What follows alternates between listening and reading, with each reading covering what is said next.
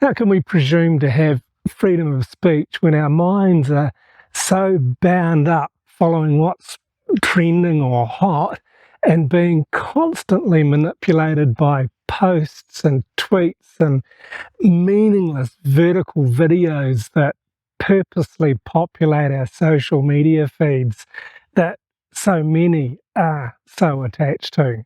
I don't believe that we can have freedom of speech until we've got freedom of thinking. In this video, I want to share a little bit more about what I touched on in my previous videos about how challenging it is to have fresh and new thoughts, because our neural pathways are so built up in understanding and thinking only about what we're being fed.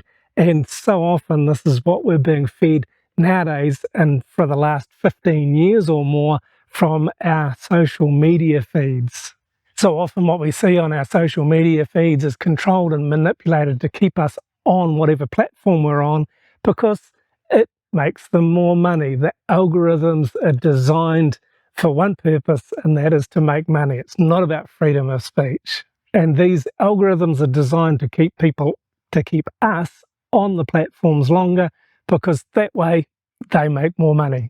And so the notion that this gives us freedom of speech is, I think, quite incorrect, because at first we're not thinking freely, and if we're not thinking freely, we can hardly presume that we will speak freely. And even when you post something, you've got no real control over who sees it or who reads it, who really hears what you're saying.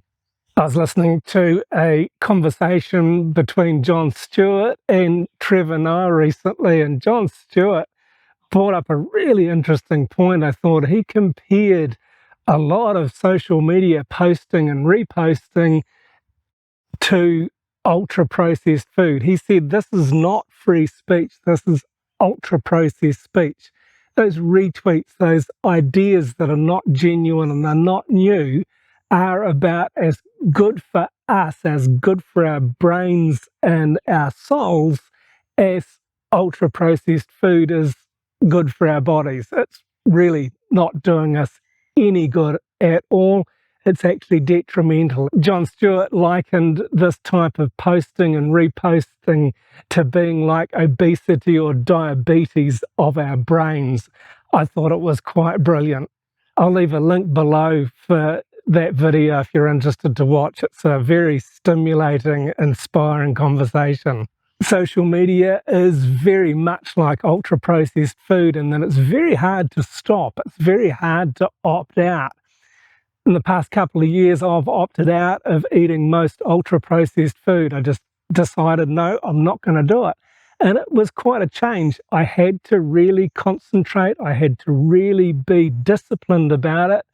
But I've managed to cut it out. Thankfully, we live in a part of the world where buying whole, good quality food is not expensive, and it's easy enough to get hold of. And I've also cut out most ultra-processed speech from my social media. I don't spend a lot of time on social media. It has been challenging to do, but it's got to be a discipline. It's got to be a conscious thought. So I want to share with you 3 things that I've done to help me remove myself and to free my thinking. And firstly, you've got to become aware of what's happening and then seek a diversity of information. You've got to read more, not social media. Pick up a book, pick up a magazine or a newspaper. Diversify where your information comes from. And not just your information, diversify your entertainment. Watch different types of movies, listen to different types of music, and you'll begin to feel differently, because you'll start to experience your ideas changing, and often in a positive way, if you're choosing good stuff to feed your mind with and feed your soul with. And the second thing is to be still, to meditate, to pray, to be introspective, but just to take time to be still and know, and to be comfortable in your own presence and in your own thoughts and feelings. And the third one is to be well grounded, to have a solid belief that will keep you grounded and is a foundation for all your thinking and feeling and spirituality. So I hope you found these thoughts helpful. Again, I always strive to just share my thinking clearly in an encouraging way. If you've enjoyed this video, please check out this one next for more of the ideas, more of the stuff that I think about while I'm doing the gardening. Thanks very much for watching.